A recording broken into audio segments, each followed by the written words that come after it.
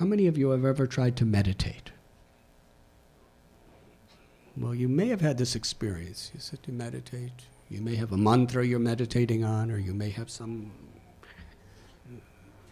object of meditation,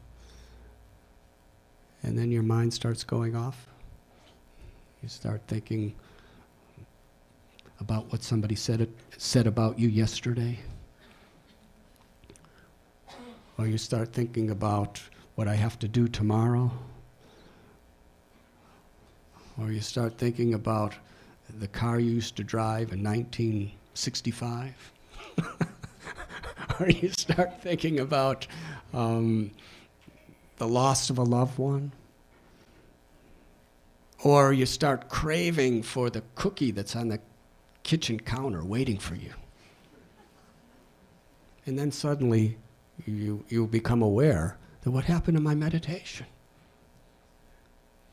It's the nature of the mind. The mind's like a monkey. And according to the yoga process, the best way to control the monkey of this mind is to give the monkey a higher engagement. When we experience, like my friend Bhakti Tirtha Swami, when we experience something higher, something deeper than all these flickering little dualities that come upon us in this world, then we become steady. Some years ago, my mother and father came to India to visit me. And outside of Bombay, I took them to a place called Elephanta. It's an island. It's about a 40-minute boat ride from the gateway of India on a ferry. Took my mother and father. It's the first time they were in India. And it was a culture shock for them, but they didn't know what was about to happen to them. So, they were just seeing poverty and colors and music and smells and flavors that they never experienced before. And they were actually, really trying to understand it all. And then we got off the boat and we started walking through this forest toward a cave where there's an ancient statue. And as we're walking through the forest, a monkey jumped out of a tree and stood right in front of my beloved mother, who was born and raised in Chicago.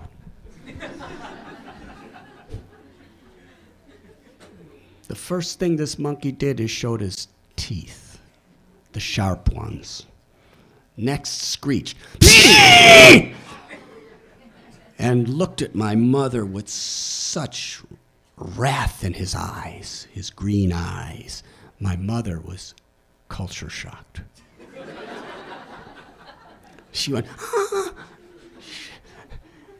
And within a second, that monkey jumped right at my mother and grabbed her purse. There was a tug of war between the monkey and my mother over this purse, and my mother was pulling, and the monkey just, as he was pulling, he wouldn't let go. He just looked at my mother and showed teeth again and was just about to jump right into her face, and she got all scared and let go of the purse, and the monkey ran off with the purse, ran about a half a block down, climbed to the top of a tree. Now, not only was it culture shock for a lady who was spent so many years in Chicago suburbs, but within her purse was my mother and father's passports, airline tickets, because in those days there wasn't email stuff tickets, all their credit cards, and all their money for their whole trip. Everything was in that purse. This was a major problem. And my mother was beside herself in grief, and she told my father, everything we have is in that purse, all our money, our passports, our tickets. What are we going to do? The monkey stole my purse. Then they looked at me, like, you're the one that invited us to this place.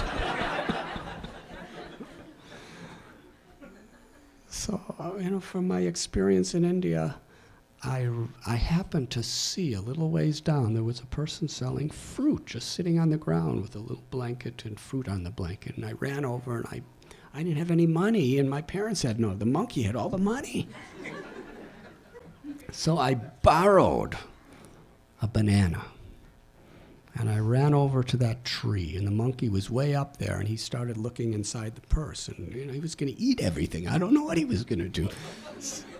So I took the banana, and I aimed really as good as I could, and I threw it toward the monkey.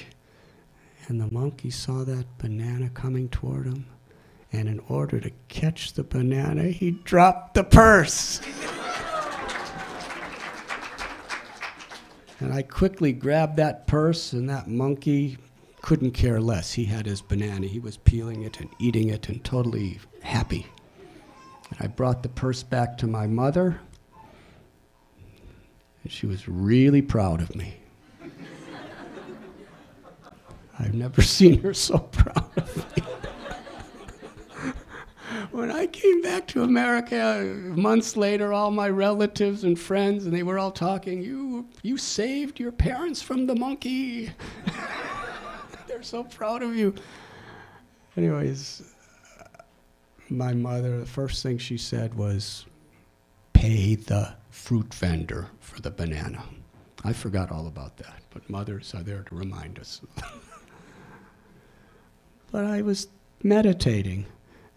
The mind is like that monkey.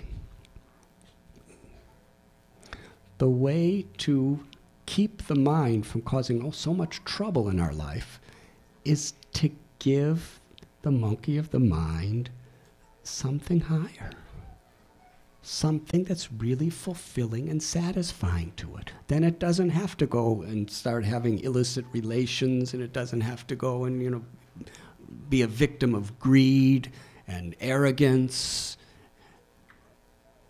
and anger. If you have something higher that you experience, and that higher thing is within us. In the Bible, there's an explanation that you should build your house on solid rock, not on shifting sand. Because if you build it on shifting sand, a storm comes, it's going to fall. If you build it on solid rock, any storm comes, and it's going to stand. So what is our mental foundation? If we build our foundation on deep inner satisfaction, then the inevitable storms that come in our life cannot really disturb us. We deal with them with a clear mind. We deal with them with integrity and with character. With love. Otherwise, if the stability of our mind is based on the circumstances that are coming to us from outside, then the inevitable will happen, and our character and our integrity will be compromised. And our satisfaction in life will be compromised. So we're all looking for fulfillment. We're all looking for love. Yoga.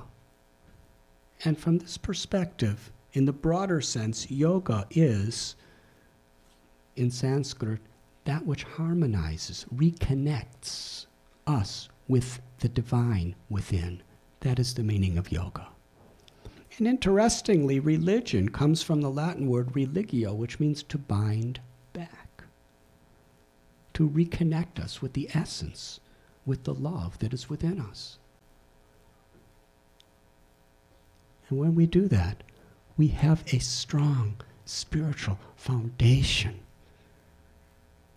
that whatever may come in this world, we deal with it with integrity to make real positive change.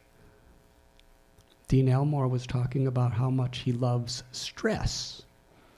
Now that was a unique perspective, but that's as far as I could see, Dean Elmore, you're a yogi.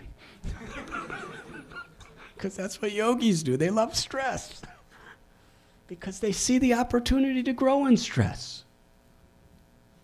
Because it's there.